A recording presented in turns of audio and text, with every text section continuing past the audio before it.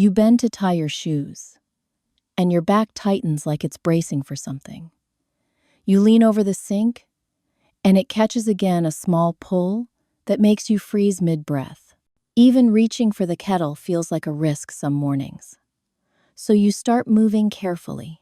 You sit down slower, you hold the counter just in case. And deep down, you wonder when simple things began to feel unsafe. It's not weakness, it's not age catching up. It's just that the hips, the quiet partners of the back, have stopped doing their share. When they stiffen, the back takes over until it can't anymore. But that pattern can change.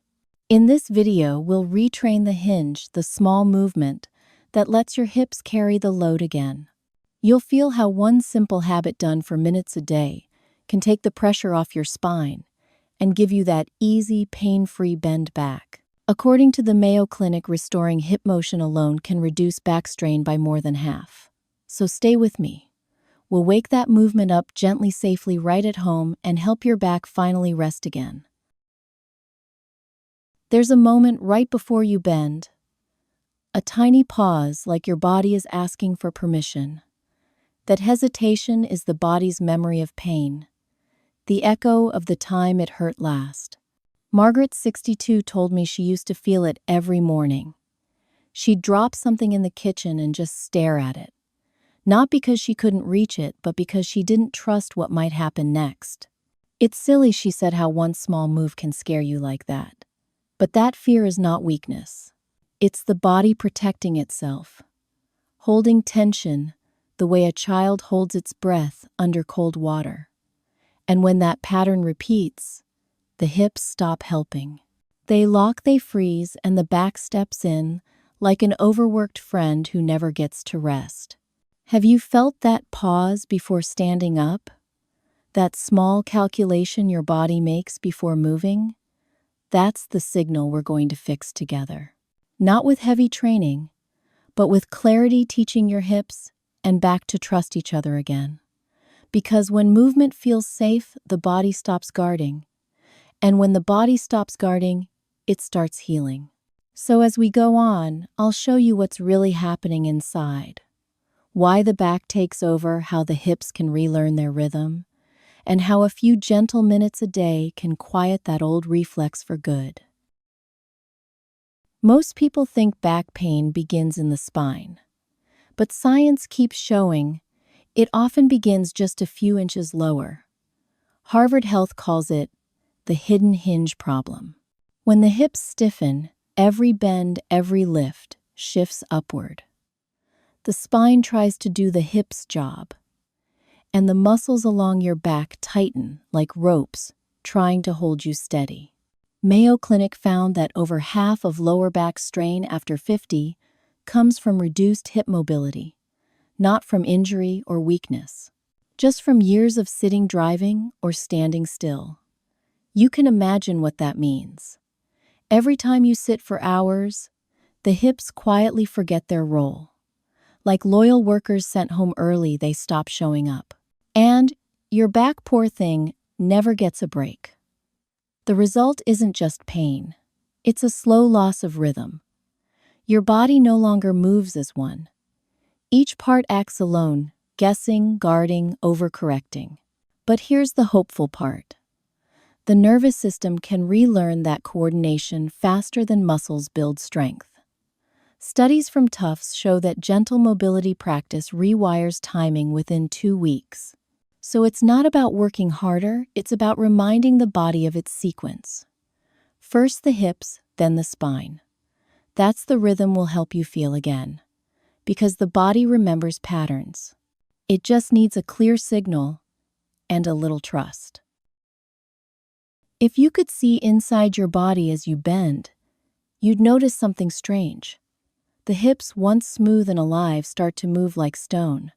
The signal that used to glide through the pelvis gets stuck halfway. And the back takes the hit. It tightens fast. Not out of anger, but out of fear. Your body's just trying to protect you. It braces before you even move. Inside it looks like chaos. Nerves firing too early. muscles arguing about who should take the weight. The hips stay silent, the back shouts louder, and you feel it, that deep ache that spreads like heat under the skin. In the Blue-Lab, the picture is clear. Hips glowing red frozen.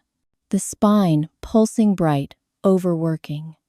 The glutes and hamstrings quiet, like they're waiting for instructions. Kyoto University calls this neural silence. It's not damage, it's disconnection. The brain simply forgot how to start the chain. But the good news is, the body never forgets for long. One calm breath. One small hinge. And the signal lights up again. A soft green wave flowing from hips to spine. The body stops guessing and starts listening again. That's what we'll retrain next. Gently. Safely. Right where you are. Let's try something simple. You won't need equipment. Just a wall or the back of a chair. Stand tall. Take a slow breath. Feel your feet on the floor, toes light, heels steady. Now, place your hands on the chair. Soften your knees a little. Push your hips gently back as if you're closing a drawer behind you. Let your chest lower just a bit, but keep your back long and quiet. That's the hinge. The hips move first. The spine simply follows. Stay there for one breath.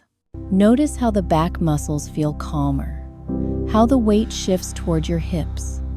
Come up slowly. Do it again, this time even smaller. Feel the difference. Less strain, more control. This isn't a workout. It's a reset. Each hinge tells the brain, the hips are safe again. Mayo Clinic researchers found that gentle hip mobility practice, only a few minutes a day, can reduce back tension by more than half in 2 weeks.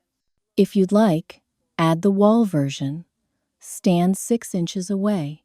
Press your hips back until they barely touch the wall. Feel that little tap, that's your body's alignment cue. It teaches depth without fear. Try 5 slow hinges like that. Then rest your hands on your thighs. Breathe deep into your ribs. Let the breath remind your spine that it doesn't need to guard anymore. You might feel warmth in your hips, maybe a gentle pulse behind your legs. That's circulation, returning the signal, moving freely again.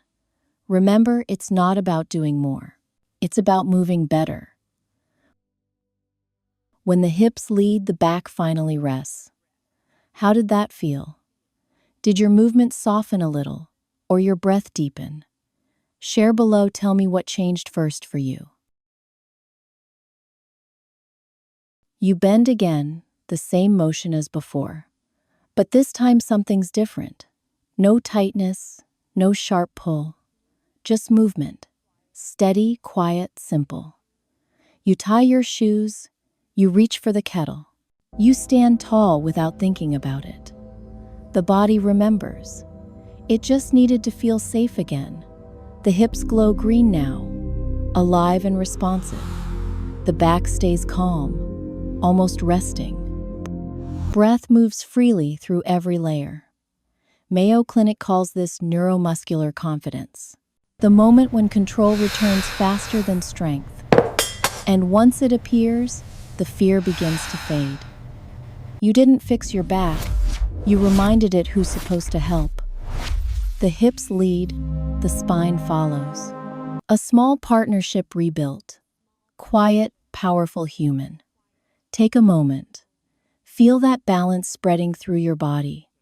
Less tension. More trust. Healing isn't doing more. It's listening better. It's teaching the body to believe itself again. Keep this small hinge alive. Practice it once a day while brushing your teeth, reaching for a drawer, or standing by the sink. Each time you're sending the same message, I'm safe. I move with ease. These gentle resets can improve mobility within 2 weeks. But the real change begins the moment you stop being afraid to bend. You don't need a gym. You just need awareness and a few calm minutes to reconnect. The same back, the same body. But now, it moves with trust. Move well. Age strong.